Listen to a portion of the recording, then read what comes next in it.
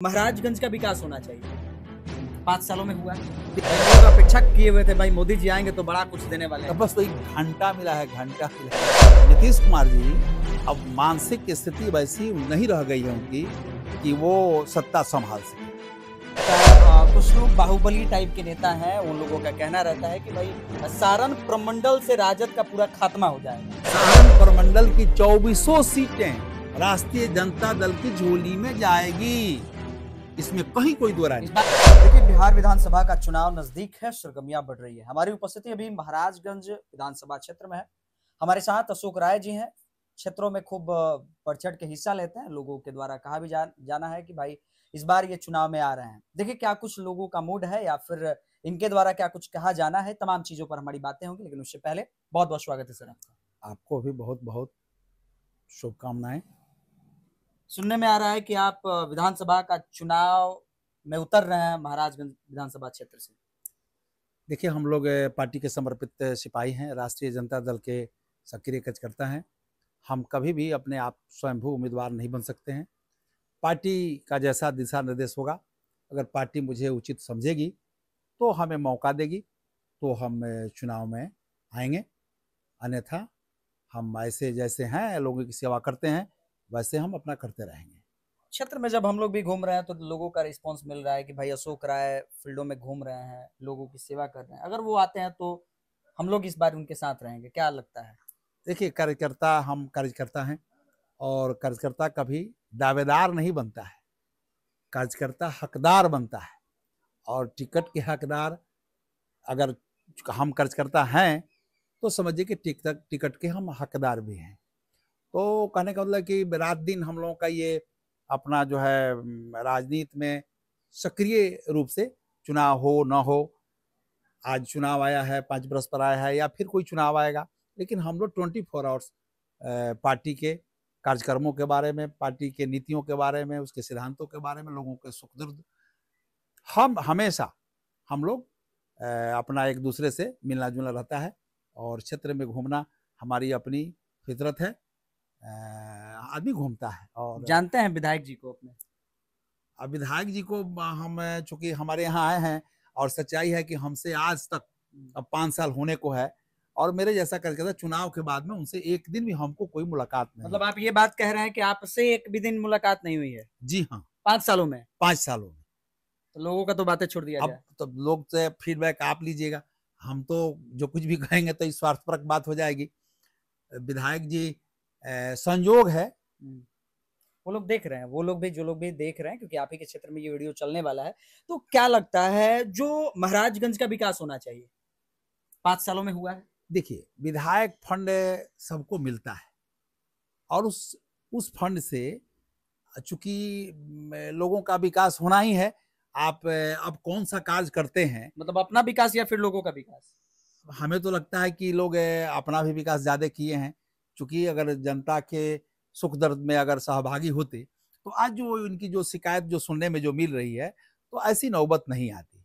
बड़ी दुख होता है कि हम लोग जिस गठबंधन से और जिस उम्मीद से इनको यहाँ से जिताए और खड़ा नहीं उतरे हैं।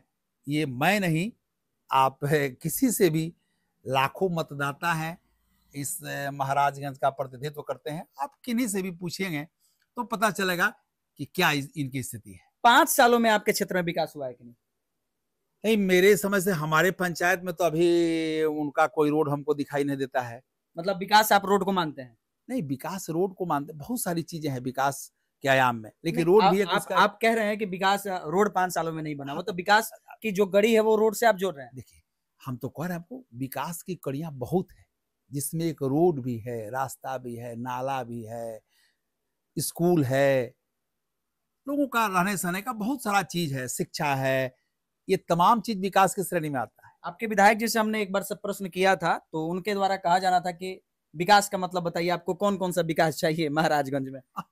ऐसे ही सवाल वो करते हैं लोगों से, चूंकि उनको क्षेत्र के लोगों से कोई, वो कहते भी हैं कि हम एक बार जहां लड़ते हैं हम दोबारा वहां जाते नहीं है। मतलब एक बार के बाद अगली बार नहीं आएंगे? ना, नहीं आएंगे, चूंकि जानते हैं कि हम लोगों का सेवा, बहुत बहुत तरह की बात है ना। एक जनप्रतिनिधि का जो अपना कर्तव्य है, बहुत कुछ है। हर सुख दुख में भागीदार बनना लोग क्यों चुनते हैं भाई? आखिर विधायक की आवश्यकता क्यों है? केवल सरकार बना लेने से ये जनता का काम चल जाएगा, चाहे सरकार किसी की बने। उसका जनप्रतिनिधि लोगों की मूलभूत समस्याएं हैं, थाना है, ब्लॉक है, बहुत सारी चीजें हैं, इंदिरा आवास है, राशन है, बड़ी अनंत समस्याएं हैं जिसका निराकरण अपने जनप्रतिनिधि के पास में रखे। जनता ये चाहती है, उनसे अपेक्षा रखती है कि हम जाएं, रोग है, इलाज है, बिजली है, पानी है, बहुत सारी समस्याएं हैं, तब न जनता अपने विधायक जिसको चाहती है उसके लिए जान प्राण सब कुछ लगा देती है कि भाई हमारा प्रतिनिधित्व कोई करे। मोदी जी 20 तारीख को बिहार के सिवान जिले में पहुंचे हुए थे, लेकिन लोगों का प्रश्न भी ऐसा है कि भैया सिवान को क्या मिला? चलिए इन पर भी हम थोड़ा सा बात कर लेते हैं। क्या मिला सिवान को? सिवान को तो कुछ नहीं मिला है। आप कह रहे हैं ये बात कि सिवान को कुछ नहीं मिला? 3 बार इसके पहले भी सिवान जिला में वो आए हैं। भाई लोग अपेक्षा किए हुए थे भाई मोदी जी आएंगे तो बड़ा कुछ देने वाले हैं। बस वही घंटा मिला है, घंटा मिला है। सिवान को क्या मिला? घंटा, घंटा। सिवान को घंटा मिला, घंटा मिला है। पूरे सिवान वाले लोग जितना मंत्रिमंडल में जो लोग बैठे हुए हैं, चाहे पूरा सिवान वाले जिले में जो लोग बैठे हैं, कह रहे हैं पूरा सिवान को मिला है हमारे। देखिए अब पानी का प्लांट को क्या देखिए अंधभक्ति की हद है। भाजपा से जुड़ करके हम भी किसी दल से जुड़े हुए हैं, तो हमारे आदरणीय नेता लालू प्रसाद यादव जी ने, और यहाँ हमारे दल के सांसद हुआ करते थे पूर्व सांसद मोहम्मद शहाबुद्दीन साहब, जिन्होंने सिवान को देश के मानचित्र पर विकास का आईना दिखाया। बिल्कुल, जैसा भी रहा हो, स्टेडियम हो, खेल का मैदान हो, स्कूल हो, कॉलेज हो, बहुत सारी चीजें। मतलब इस बात को आप मानते हैं कि शहाबुद्दीन के रिजिंग में जितना विकास हुआ है सारा शहाबुद्दीन के रिजिंग में हुआ है? निश्चित रूप से। उन्होंने उनके बाद के सांसद सिवान को कुछ नहीं दिए हैं। सिवान को कुछ नहीं दिया? कुछ नहीं दिए हैं। इसके पहले कविता सिंह सांसद थी, कुछ नहीं मिला है। विजय लक्ष्मी सिंह कुछ अभी कुछ नहीं मिला है। हम तो कह रहे हैं आपको कि मोहम्मद शहाबुद्दीन साहब ने जो सिवान को इस देश के मानचित्र पर जो नाम उजागर किया, वैसा न कोई सांसद होगा, न हुआ है, और न भविष्य में अब क्या हो सकता है। लेकिन अभी तक की जो वर्तमान स्थिति है सो आपको हम अवगत करा रहे हैं। भाई रैली के बाद देखा जाए तो लोग रैली नहीं कह रहे हैं, रैला कह रहे हैं उसको, और ऐसा भी लोग कह रहे हैं कि भैया मोदी जी आए उसके बाद नीतीश कुमार पेंशन बढ़ा दी है। क्या लगता है? देखिए, ये हमारे नेता तेजस्वी प्रसाद यादव का जो अपना मैनिफेस्टो में जो उनका दिए हुए हैं, माई बहन योजना, माई बहन मान योजना वो दूसरी है, ये वृद्धा पेंशन योजना को उन्होंने 1500 रुपया करने का वादा किया था। ये उसके खानापूर्ति के लिए, क्षतिपूर्ति के लिए कि भाई तेजस्वी यादव जी बोल दिए हैं, तो ये मुद्दा तो वाकई में है ना। मुद्दा ये ऐसा है कि जनमानस को छूने वाला है। 400 रुपया से आज के महंगाई के युग में क्या होने वाला था? क्या होने वाला है? बिल्कुल। तेजस्वी प्रसाद यादव जी ने इसको 1500 रुपया किया। अब उसी को मतलब अपना मुंह छुपाने के लिए इन्होंने इसको 1100 किया है। मतलब ये बात कह रहे हैं कि नीतीश कुमार मुंह छुपाने के लिए ऐसा 1100 रुपया किया? निश्चित रूप से। ये मेरे नौजवानों के नेता, बुजुर्गों के सहारा तेजस्वी प्रसाद यादव जी का जो विजन है बिहार को विकास के रास्ते पर चलने के लिए, नौजवानों को रोजगार, रोजी रोजगार, पढ़ाई लिखाई, दवाई, कमाई, सिंचाई, तमाम पर उनका फोकस है। और उसमें इनको मुंह छुपाने के लिए जो है ये एक 1100 रुपया का लगा कि भाई इसको बढ़ा देते हैं। माई बहन मान योजना इस साधारण योजना नहीं है और साधारण सोच नहीं है। आज जो भी औरतें हैं, कामकाजी जो घर की औरतें हैं, उनके लिए बहुत ही आवश्यक योजना है।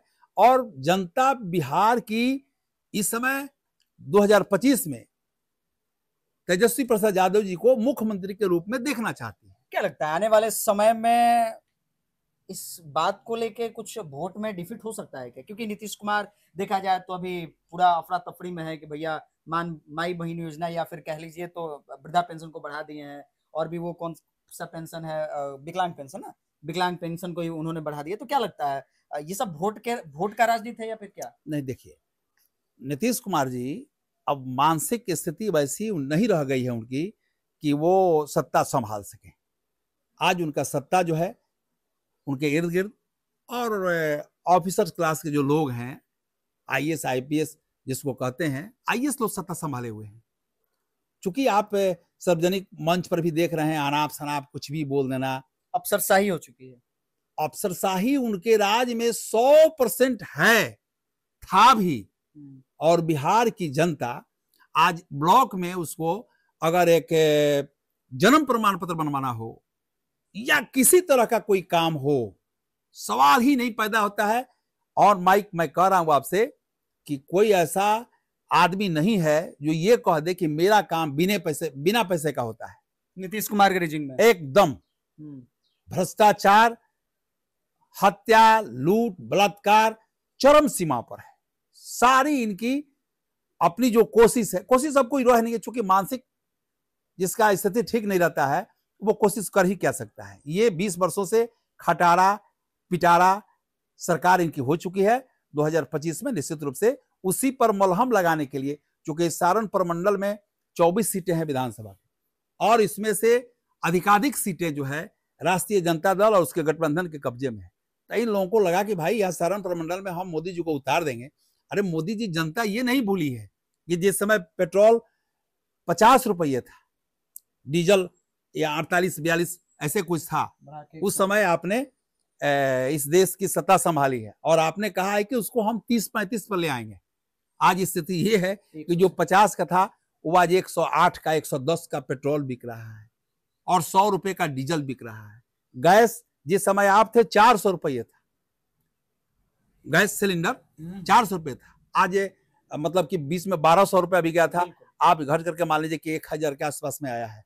तो ये सभी जनता जानती है। ये सब लोग माने प्रोपगंडा, एक राजनीति का इन लोगों का दूसरा ट्रेंड है अपना करने का। अच्छा, क्या लगता है कुछ लोग बाहुबली टाइप के नेता हैं, उन लोगों का कहना रहता है कि भाई सारण प्रमंडल से राजद का पूरा खात्मा हो जाएगा। देखे होंगे सोशल मीडिया के थ्रू तमाम बातें चलाई जा रही, तो क्या लगता है कि सारण प्रमंडल से राजद को पूरा खात्मा कर दिया जाएगा, ये भी सीट नहीं जीत पाएगी? ये दिवा स्वप्न है, ये दिवा स्वप्न है। राजद का अपना जनाधार है। ये बात को मानते हैं कि राजद का अपना जनाधार है पूरे सारण प्रमंडल में?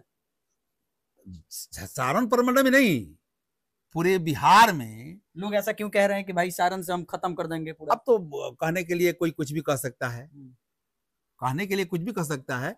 हम तो कह रहे हैं कि इसी सारण प्रमंडल में ना लगभग 18 सीटें मिली हुई है राष्ट्रीय जनता दल उसके गठबंधन को। 18 सीटें मिली हुई हैं। अब हम तो आपसे कह रहे हैं कि अगर टिकट बंटवारे में, मेरा कोई इसमें सलाह नहीं है, सलाह एक ही है कि अगर देख करके, सुन करके, समझ करके अगर टिकट दिया गया तो सारण प्रमंडल की 2400 सीटें राष्ट्रीय जनता दल की झोली में जाएगी। इसमें कहीं कोई दो राय नहीं। इस बात को आप मानते हैं कि अगर देख के या फिर सूझबूझ कर दिया जाए तो जितनी सीटें हैं सारा राजद के खाते में एकदम निश्चित रूप से।